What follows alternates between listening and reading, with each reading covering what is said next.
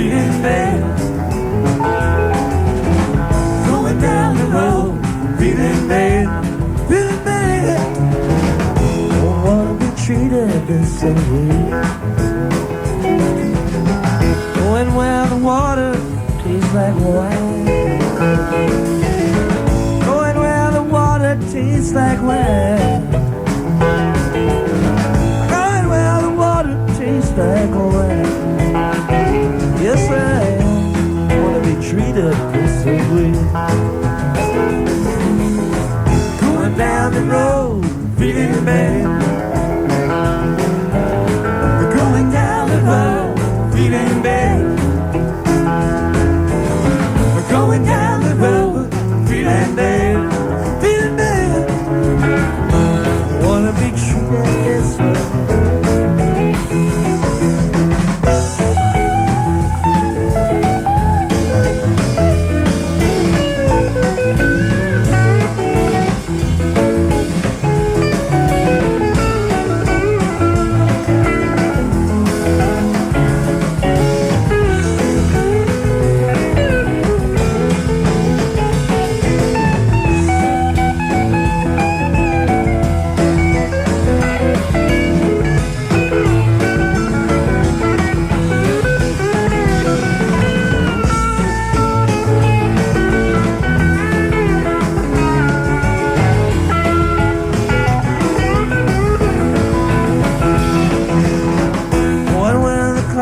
Suits my clothes. Going where the climate suits my clothes. Where the climate suits my clothes. Yes, I am.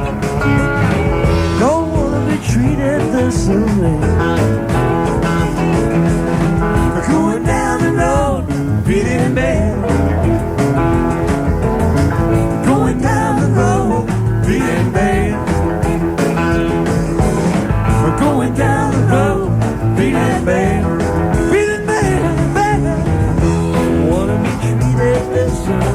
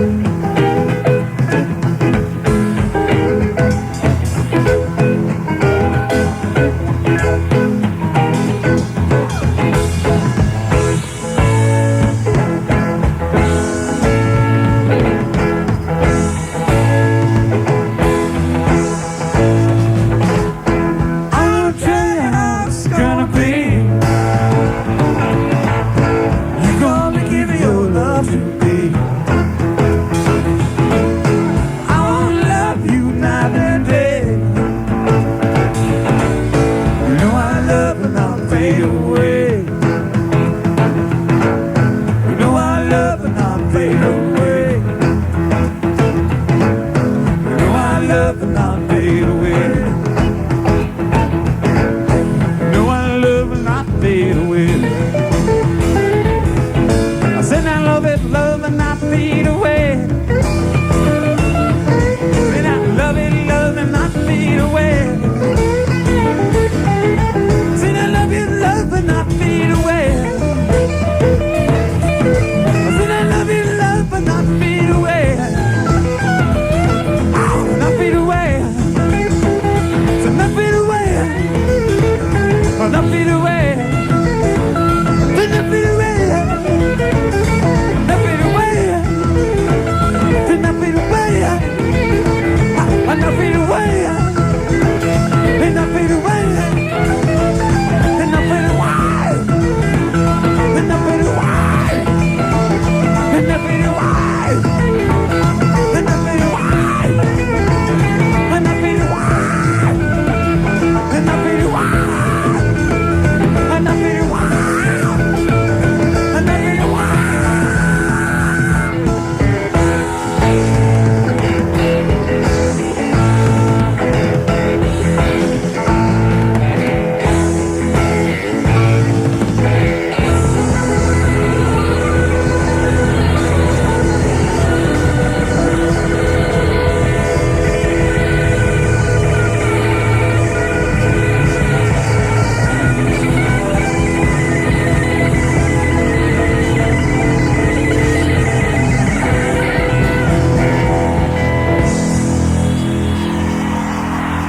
Thank you all. See you next time we're in Boston. All right, everybody, WBAI New York. Want to bring you up to date on a couple of cool events happening in and around New York City. And to repeat it, so I guess I was like a parrot ever since I was 3 years old. So, you know, it is my bloodstream, honestly. But it's not just your singing, like everything about you is so musical. Obviously you can play instruments, but I've listened to performances where you're not even singing, you're like just grunting and it's beautiful. Like every sound is... Thank you very much, Mark. You know, even that cough sounded so musical. Yeah, well, you know, sometimes I remember a guy one time came to my rehearsal and he said, "Oh man, you go to Ray's rehearsal, and even his rehearsals are instant souls." So I don't know. I think that, you know, when it comes to music, for me, it is just as natural for me to do it as it is for us to breathe. You know, and that comes now. You breathe and you don't think about it. Well, that's the same way with my music. You know, I just do it. You know, I feel it, and that's why I must tell you, Mark, it's very difficult for me to do. Well, of course, I don't do it now at this point in my career. I don't do anything that I don't like. And of course, it would be very difficult for me to do anything I don't like because I'm so spontaneous. I mean, I have to feel. I have to feel what I'm singing. You know, I really do. Whether it's a love song or whether it's a country song or whether it's the blues, whatever it is, I have to feel it in my bones. Now you've sung all sorts of things. Is there any type of music that's just stumped you that you can't sing? Have you ever found a song you can't do? No, because if I like it, I can do it. See, the key to any music for me is whether or not I like. If I like, I mean, you know, I've sang some strange songs in my time. I mean, I've done things like Some Enchanted Evening, which shock people, you know, Oh, What a Beautiful Morning, things like that, which you know, it's kind of out in left field. But if I like it, you know, we did the Pogue and Bess album, you know, it's with Cleo Lane. See, now that was one of the greatest coughs I ever heard. That was beautiful. You're all right with me, Mark, honest to God. I tell you, you know, for me, I find that if I like whatever it is, regardless of what kind of music, if I like it, I can do it. I mean, that's just because if I don't like it, I don't have to worry about it because I ain't gonna do it anyway. Now I know you talk to any singer, whether it's a rock and roll singer or a singer of standards, they worship you. They just speak about you with awe. Now, are there singers that you admire? Oh yeah, sure. I mean, I admire, you know, like Stevie Wonder is one of my favorites. You know, I have to tell you, I admire Aretha Franklin. Or if you want to go further back, I admire people like Ella, you know, who were cornerstones, like Sinatra, people like that. Barbra Streisand, I'm really crazy about, you know. So it depends on the kind of music I'm listening to. If you go the other way, I like people like George Jones or Ricky Skaggs, you know, or if I'm listening to the blues, and you can give me some B.B. King. You know, I mean, so it depends on the kind of music that I'm listening to as to the folk I listen to. But I think I listen to the cornerstones of our music. Well, now, when you're not singing, when you're not working or traveling, do you have hobbies? What do you like to do in your spare time? Well, I tell you, I like sports. I like football. I like baseball, and I like basketball. Not to play it, but to enjoy it, to watch it on TV or listen to it on radio. And of course, personally, I love to play chess. You know, I mean, if you can wake me up in the morning in the middle of the night for a good game of chess. Ray Charles plays chess? Oh, I love it. Love it. I'm totally disillusioned. Why? Chess? Yes. Wow. Yeah, I love it. I mean, anytime you want, you can call me up, man, because if you feel like you're going to play a game, you got me. Don't tell me your other hobby is stamp collecting. No, no, I don't. You know, I think what I do collect is probably strange for most people, but I love toys. I'm crazy about toys. It's the one thing I guess I never outgrew. You know, wow. So most people that know me, every Christmas they'll send me at least one toy of some kind. You know, oh yeah, I love toys. I got toys all on my desk in my office, all on my credenza, on the table. You know, different kind of toys, cars, trucks, trains. Well, Ray Charles, this really flew by. We're actually out of time already. Well, and I'm so happy. It was nice of you to give me the opportunity to talk to all the fans and my fans in New York. Well, you know, it's one thing to talk to a living legend, but it's another to find out he's such a down-to-earth, fun kind of guy like you are. But thank you very much, Mark. And I tell you, just for you saying that, you got to come by and let me meet you in the flesh when I'm there. Will you do that? I'll be happy. I'll even bring you a toy. Oh, well, thank you, Mark. I love you to death, man. All right, thanks a lot for being with us. Thank you very much. Have a good time, man. Take care. Enjoy. Bye. I'm talking about America, sweet America. You know, God done shed his grace on thee. Mark Simone, 77, WABC. Very, very good. Belated happy holiday. Thanks. Did you have a good Thanksgiving? No, well, you know, turkey there. See, my father used to go many years ago. My father would go into the farm in Jersey looking for a turkey to walk with a limp because he figured he'd get it cheaper. And that's what he would do. He would freeze. It'd take us about an hour, and he'd point it out and say, that's the bird. We'll get it for half price. Then when the turkey was on a table, nobody would eat the leg that walked with the limp. It's crazy, but it's true. One year he turned around, he said, no turkey. I said, what do you mean? He started to laugh. Then he took the cover off, it was a rock Cornish hen. I said, what happened to the turkey? He says, well, the turkey right now, he said, had arthritis. Now, you spent Thanksgiving at, you were appearing, I know, at Foxwoods. Yeah, it was a big hit. Big hit. 4 guys hit me on the way to the stage. My wife was a great hit. She really is doing. She's getting better as she gets older. People may not know this. Your wife is a fine singer. Yeah, Patty Prince. She sings great. She did great. And the people, you know, it was like a Connie Francis kind of a singer. She does that song where the boys are, and there's no boys out there, but she sang it anyway. Well, now, is it tough working with your wife? No, not at all. Are you crazy? It's a pleasure, and it gives me pleasure because it gives her pleasure. You know, she's been a professional all her life. And she's worked with me in about 7, 8 places, you know, good venues.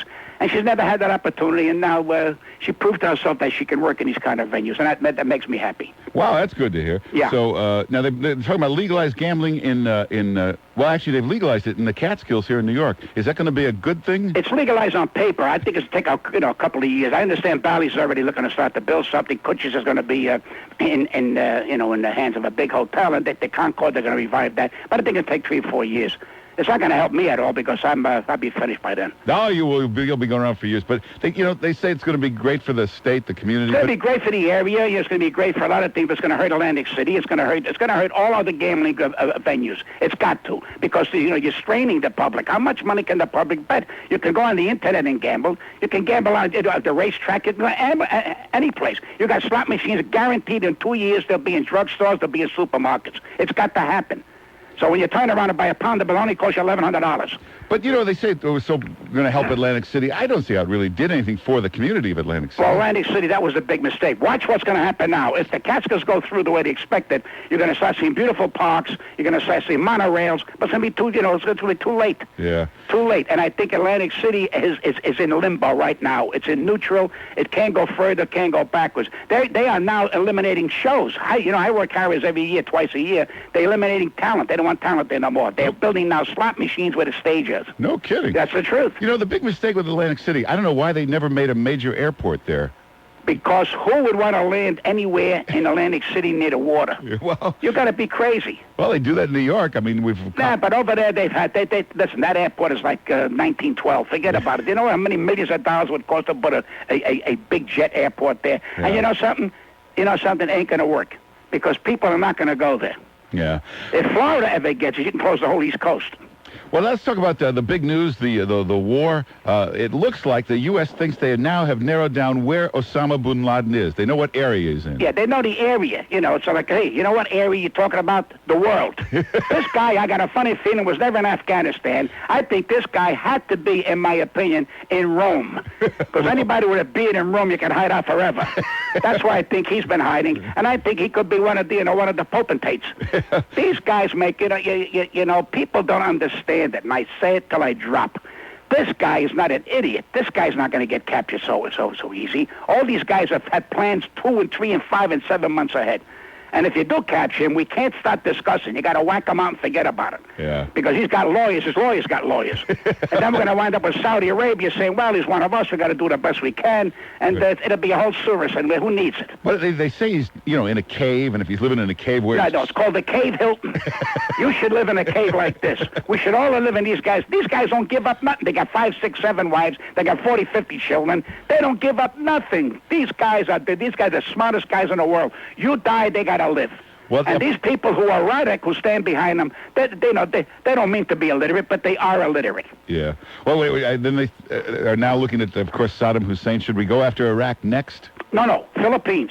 Got to go to Philippines, got to go there, and then you got to go to Sudan. You got to stay away from the Muslim kind of a thing. You really do. You can't, because then it looks like we're having wars on the Muslims. Yeah, actually, the government has talked about going after a non-Islamic country next. They got to do that. They'll have to go to Utah. And Philippines has a lot of terrorists.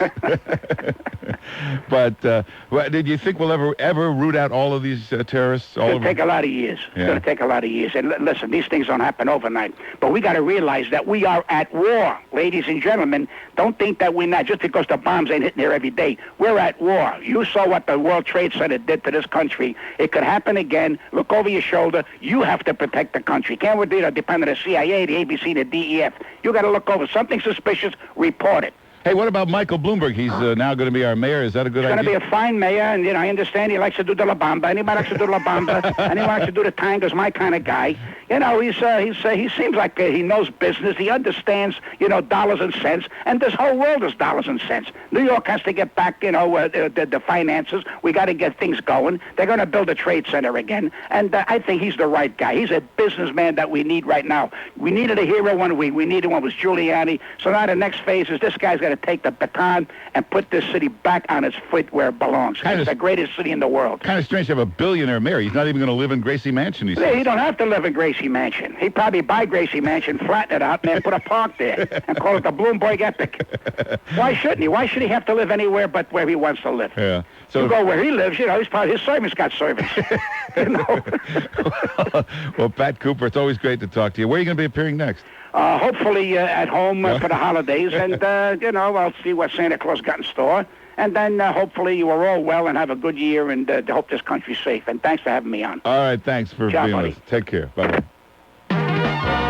Mark Simone, 77, WABC. Oh, he hung up pretty fast there. Hey, let's, we got about a minute left. Let's just squeeze in a couple of more calls. Matt Drudge at 9:30.